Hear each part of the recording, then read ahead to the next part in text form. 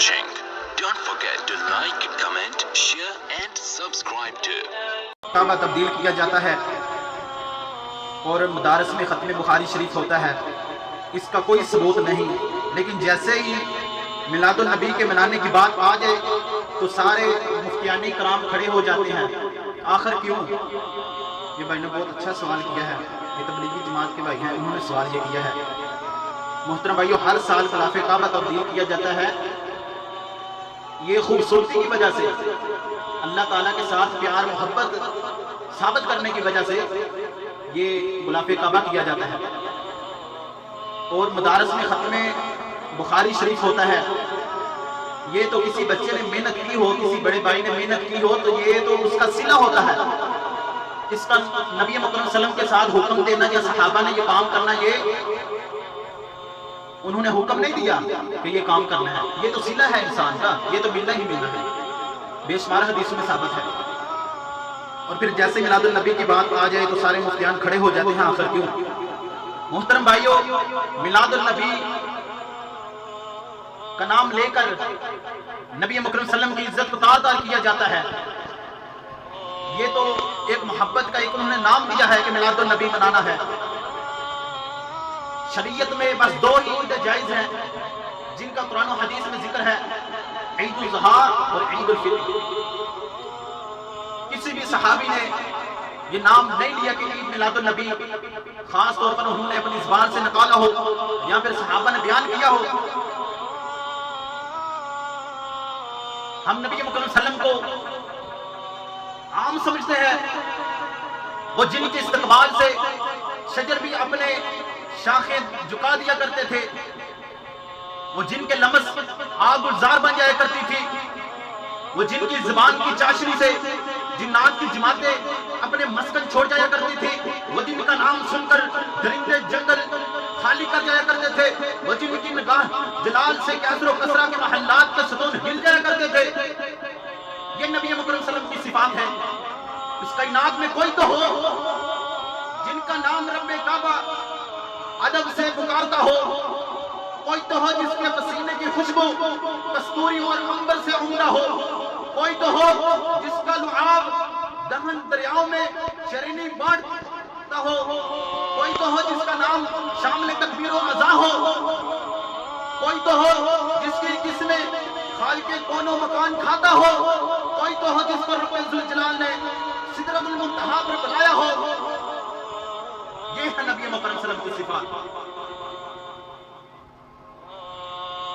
اور پھر یہ دلیل دیتے ہیں کہ نبی مکرم صلی اللہ علیہ وسلم نے یوم ولادت منایا ہے کہ نبی مکرم صلی اللہ علیہ وسلم نے سوموار والے دن روزہ رکھا ہے، اس خوشی کی بنا پر سوموار والے دن روزہ رکھا ہے، اور پھر ہم نے تو خوشی کئی قسم کی ہوتی ہے، پھر ہم نے میلاد النبی یہ منانا شروع کیا ہے۔ تو محترم بھائیو، اس وقت صحابہ کے ذہن میں یہ بات نہیں آئی تھی، عامہ اکرام نے یہ بات ان کے ذہن میں نہیں آئی تھی، تابعین اور تبع تابعین کے ذہن میں یہ بات نہیں آئی تھی اس وقت کہ میلاد النبی منانا ہے، بازار سجانے ہیں، جھنڈیاں لگانی ہیں، چراغاہ کرنا ہے۔ تو محترم بھائی، ایسے کام نہیں کرنے چاہیے۔ اور پھر ایک تبلیغی جماعت والا وہ بھائی اپنے مفتیان کرام سے پوچھتا ہے کہ 12 ربیع الاول کو یوم ولادت ہوئی اور 12 ربیع الاول کو ہی وفات ہوئی، تو کیا ہمیں وفات کا دن نہیں بنانا چاہیے؟ تو وہ کہتے ہیں 3 دن سے زیادہ اللہ تعالیٰ نے حکم دیا ہے کہ سوگ نہیں بنانا۔ چلو ٹھیک ہے، خالق کائنات نے یہ فرمایا ہے کہ سوگ 3 دن سے زیادہ نہیں منانا ہے، تو ایک دن بھی چاہے قرآن سے لے آؤ چاہے حدیث سے لے آؤ، ایک دن بھی خوشی نہیں منائی، 2 دن بھی نہیں منائی، آج تک کسی نے بھی خوشی نہیں منائی، یہ ابھی سلسلہ یہ شروع ہوا ہے۔ وہ تو پھر 3 دن سوگ منایا ہے نا۔ اور دوسری دلیل یہ دے دیتے ہیں، قُلْ بِفَضْلِ اللَّهِ وَبِرَحْمَتِهِ فَبِذَلِكَ فَلْيَفْرَحُوا هُوَ خَيْرٌ مِّمَّا يَجْمَعُونَ۔ محترم بھائیو، چاہے کوئی بھی تفسیر ہو، کسی بھی تفسیر لکھنے والے نے یہ ذکر نہیں کیا، اصل اس کی تفسیر یہ ہے کہ اس آیت نزول قرآن اور ہدایت کا ذکر ہوا ہے، اور دوسرا خوشی کا، اور ان کی خوشی یہی ہونی تھی کہ میلاد النبی جھنڈیاں لگانی ہیں، یہ خوشی ہے۔ کیا یہ محب رسول ہو سکتا ہے؟ میں آپ کو دو باتیں کر اپنے سوال جواب کو ختم کرتا ہوں۔ یہ دو فیصلے میں عوام پر چھوڑتا ہوں، اور پھر کمنٹ میں آپ بتائیے گا کہ اصل محب رسول کون ہے۔ کیا محب رسول یہ ہو سکتا ہے کہ جو لوگوں کو اذیت پہنچائے، لوگوں کو تنگ کرے، روڈوں کو بلاک کرے، ٹریفک جام کرے؟ پورے پاکستان میں اس وقت میلاد النبی منایا جا رہا ہے، سینکڑوں حساب سے لوگ تو سفر میں دشواری ہو رہی ہے، ہزاروں کے حساب سے ایمبولینس ہے، ان کو ایمرجنسی ہے۔ کوئی ایسے شخص ہے جو لوگوں کو ملنے کے لیے، لوگوں کی عیادت کے لیے جا رہے ہیں، کیا یہ محب رسول ہے؟ لوگوں کو تنگ کر اللہ تعالیٰ کو راضی کرنا یہ محب رسول ہے؟